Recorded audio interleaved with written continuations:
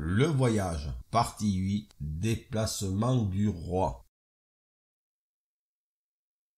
Après vous avoir présenté l'échiquier et la plupart des pièces de l'échiquier, le voici enfin le tant attendu, le seul, l'unique, l'incomparable, le pépé, le barbu, le monarque, le joyeux, la prunelle de vos yeux, les yeux de vos prunelles, le roi. Soyons très clairs, le roi est la pièce de la partie qu'il ne faut à aucun prix perdre, sans quoi la partie s'achève de façon sanguinaire. Autrement dit, si un roi est menacé d'être capturé au coup suivant, et que quel que soit le coup, il est toujours dans la narce, il est alors échec et mat avec, dans la foulée, la fin de la partie. Un tout petit peu d'histoire. Le terme échec et mat vient de l'arabe, le roi est mort. Ce terme, que les Arabes se sont appropriés, viendrait, je dis cela au conditionnel, du persan shahmat, qui signifie le roi est étonné ou le roi est surpris, avec pour arrière-goût le sens guerrier d'être pris en embuscade ou d'être confondu, abandonné, ou encore Shahmand, le roi resta, le roi est abandonné. Petite précision, le roi est la seule pièce à ne pas être prise, tuée sur l'échiquier, mais à se rendre. En règle générale, le perdant couche le roi en guise de reddition. Ce qui est original, c'est que du fait du but du jeu, le roi est à la fois la pièce la plus faible, mais aussi la plus importante du jeu. Rappelez-vous, c'est la prunelle de vos yeux et vice-versa. Par respect pour ce seigneur et pour qu'il n'apparaisse pas comme un triste sire, les joueurs dignes de ce nom abandonnent la partie en renversant leur roi sur l'échiquier avant de se faire mater. C'est une question de dignité pour le souverain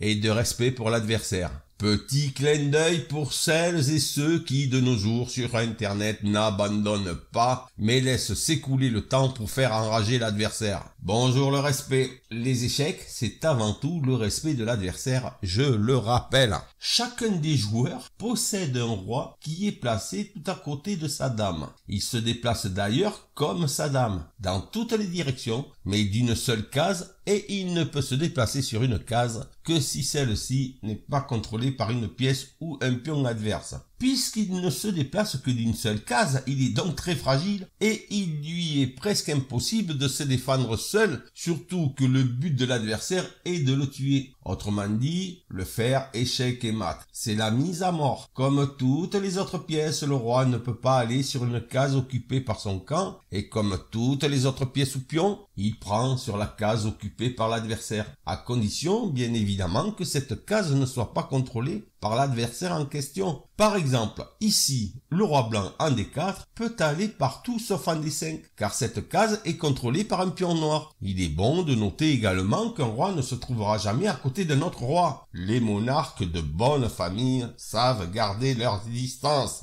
Le déplacement du roi n'a pas toujours été le même. Après l'assassinat d'Henri IV en 1610, le roc débarque. Il faut remonter le temps pour comprendre le roc. Avant la période médiévale, le roi pouvait faire un saut de 2 cases en ligne droite ou comme un cavalier par exemple, le roi en E1 pouvait aller en C1, C2, C3, D3, E3, F3, G3, G2 ou G1 et même en B1 et B2 en Lombardie, il ne pouvait pas passer par-dessus une case menacée par une pièce adverse. Il ne pouvait pas non plus faire de capture avec ce saut, ni s'en servir pour échapper à un échec. Il pouvait faire cela, même s'il avait déjà été en échec au coup précédent. Ce mouvement est l'ancêtre du roc que l'on connaît. En allant de 2 cases en avant, le monarque était trop vulnérable et les partisans diablés devenaient trop rapides. Ces sauts en avant furent alors supprimés. Le problème des tours bloquées dans les coins furent posés. Il fut donc décidé que la tour pouvait sauter au-dessus du roi dans le même mouvement, allant même se positionner sur n'importe quelle case, puis, au fil du temps, il ne restait plus que le saut de gauche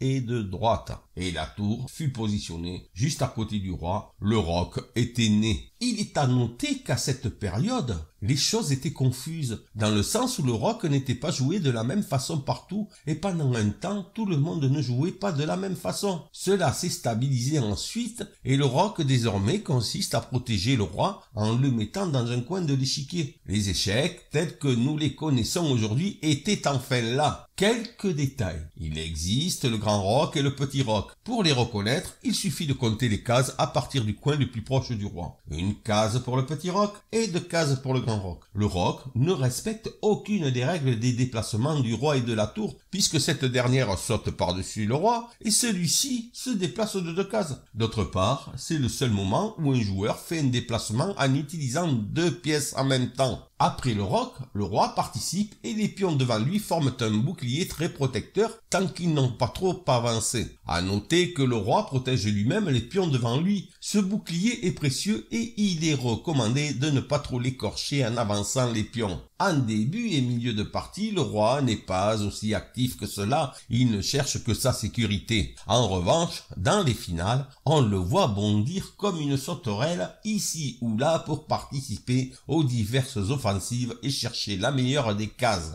En d'autres termes, c'est lorsque la plupart des pièces ont disparu que le roi joue un grand rôle. Il décide souvent de l'issue de la partie en soutenant ses pions. Pendant notre voyage, nous verrons de près, et parmi beaucoup de choses, les oppositions des rois. Je m'attarde sur le roc, car il est vrai que beaucoup de choses ne sont pas si souvent dites à son propos, et pour moi, il est primordial de comprendre cette particularité. Je dirais même que c'est essentiel. C'est un des piliers de la protection du roi. Mettre son roi à l'abri est la priorité. J'insiste, le mouvement combiné du roi et d'une tour a pour effet d'augmenter la sécurité du roi, mais dans le même temps, cela développe une tour. Ce mouvement s'effectue en jouant d'abord le roi à partir de sa case initiale, de 2 cases, en direction d'une des 2 tours, et ensuite en plaçant cette tour sur la case que le roi vient de franchir. En tournoi officiel, il est important de toucher le roi en premier, sans quoi il sera considéré que c'est uniquement la tour que l'on veut jouer. Il faut que ni le roi ni la tour n'ait déjà été joué. Il faut également que le roi ne soit pas en échec ni qu'il en traverse un, c'est-à-dire que les cases entre le roi et la tour ne soient ni occupées par une pièce, ni contrôlées par l'adversaire. Il existe 2 tours, donc il existe 2 rocs possibles. Ils ont chacun leur particularité. Comme je vous l'ai dit précédemment, dans le petit roc, le roi a une case près de lui et 2 cases dans le grand roc.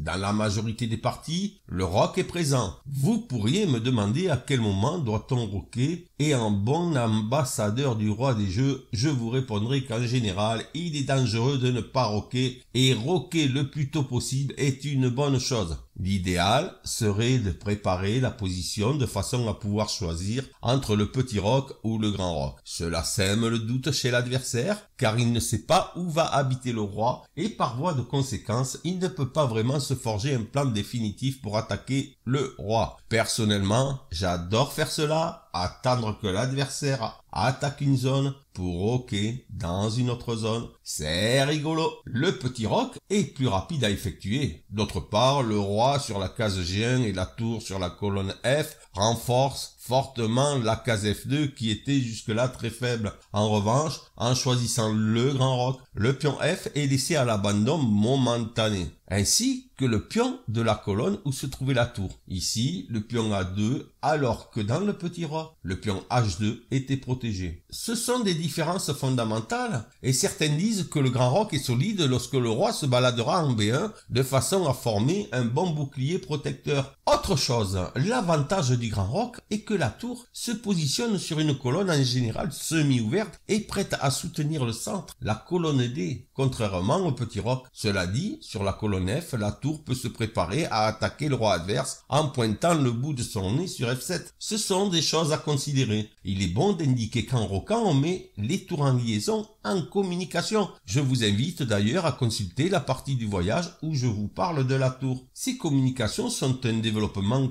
important car généralement cela termine la première phase de la partie que l'on appelle le développement, le début de la partie. Je vous en dirai des nouvelles le moment venu. On parle de rocs opposés lorsque les adversaires n'ont pas roqué du même côté. Cela change complètement la physionomie de la partie. Et bien souvent, chacun essaye d'attaquer l'autre sur des côtés différents et ce genre de parties sont très sanglantes. D'après mes sources, le roc est une idée de Ruiz Lopez qui aurait ensuite été introduite en France vers 1630 et qui a été imaginé pour soustraire le roi des attaques violentes sur F2 ou F7. Il peut apparaître curieux que l'on fasse un large exposé sur les tours pendant le roc alors que le thème de cette section du voyage est le roi. Mais justement, c'est complètement lié au roi. Le roc, bien que se faisant avec 2 pièces, est considéré comme un seul et unique coup de roi. Pendant le voyage, vous verrez également dans le détail d'autres aspects du roi comme son champ, à savoir l'ensemble des cases que le roi peut atteindre. D'ailleurs, pour mater le roi, il faut dominer ces cases,